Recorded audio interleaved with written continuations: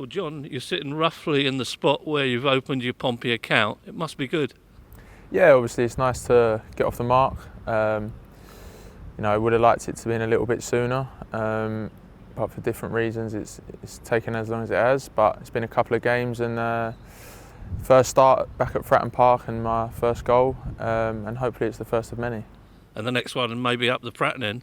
Yeah, hopefully I'll get one at the Fratton end, but if I score 20 down this end, it doesn't really matter. So, as long as the goals are going in, home, away, it doesn't matter. But just want to keep plodding along and add into a tally if I can.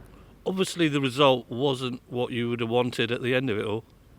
No, it was disappointing. I think, we were in the change room and it felt a bit like a loss, obviously being in the position we was in. But I think there was a lot of positives to take from the game. I'd say for the first sort of 60, 70 minutes, we was largely in control. We started off slow, got ourselves into a lead from, good work off the ball and good work when we regained it. Started the second half well, got ourselves into a 3-1 lead, and then, as you say, it's just disappointing in the way that we've conceded goals, especially in the last two games. But I've got a saying is if you're not winning, you're learning. So, we're learning more. We've learned, from the defeat. We've learned that, we've got to be better when we are in them positions, whether it's 3-1 up against 11 men or 10 or 9, it doesn't make a difference. You need to, manage games better, go and get the fourth if you can, or manage the game well enough to see out a 2-goal victory. But that wasn't the way on Tuesday night. But as I say, we'll learn from it. Does that goal take any weight off your shoulders, or was there none to start with? Yes and no. I think as a striker, it's always nice to get the first one of the season as early as you can. You don't want to, go too far without going with a goal. But I've been in patches even at Doncaster when I scored frequently. I think I maybe went 8 or 9, maybe 10 games without a goal, which as a striker is hard, and you're trying different things to try to get into positions. But I back myself hugely that if given the opportunities, I'll be taking the chances. So we're still early days yet. I'm getting used to playing with the players. The players are getting used to playing with me, and it's hopefully Tuesday nights is a sign of us gelling and us clicking a little bit more. Obviously by getting more minutes on the training ground and more minutes on the pitch. Yeah, does it take a case of blending in slowly?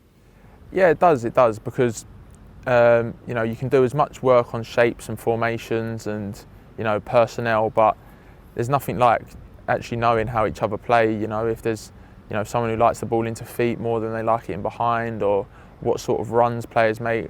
Obviously more for me in forward areas, what sort of runs players make, whether they run beyond you, whether they want it to feet. There's all little bits like that which will only really come with time with playing with each other. And sometimes people hit the ground straight away and they spark straight away. But I think sort of the last sort of 2 games, I think myself, Ronan and Marcus, we've all chipped in with a goal. Marcus got an assist as well. I think there's a lot of positives to take from sort of the play that we've had going forward, and if we can keep doing that and keep improving, then hopefully it puts us in good stead for the season. We talked off camera about your chance at Sunderland. Now I'd have backed you 10 times out of 10 to score that. Would you back yourself to score it as well?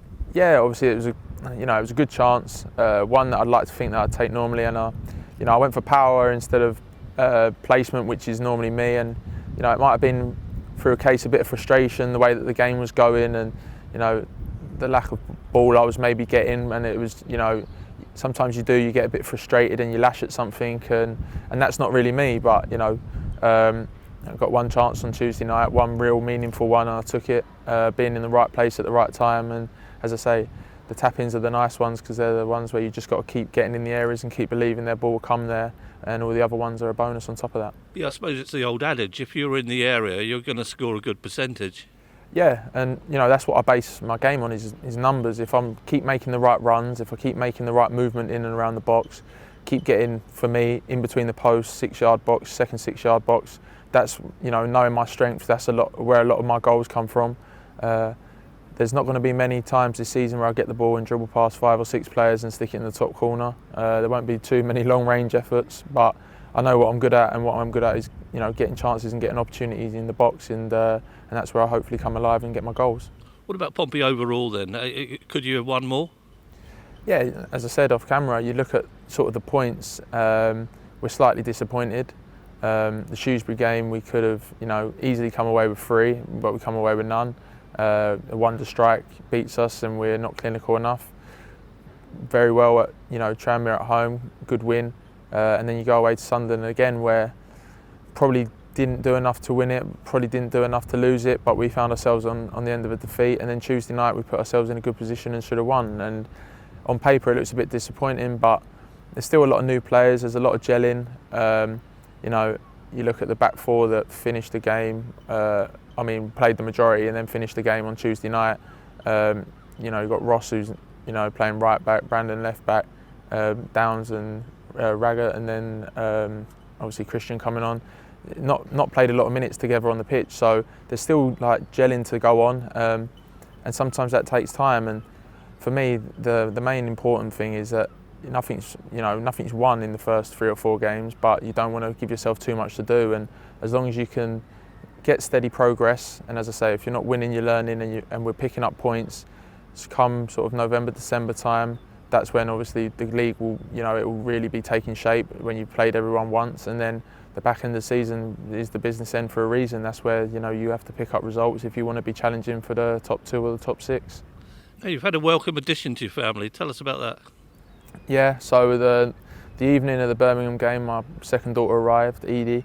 So it's been a busy 2 weeks, but mum's doing well and baby's doing very well, so it's all good. And as you say, a nice bit of time when I get away from training to go home and spend some time with my family. I've obviously got an older daughter as well, so she's loving being a big sister now. So it's been busy. I've had a couple of sleepless nights, but that's good because I get a few nights in a hotel as well when I'm here, so get some good rest as well before the games. But no, it's been a whirlwind few weeks, obviously with moving and everything, and capped off with getting my first goal Tuesday night. And she's got a bit of football talent in her as well, I understand.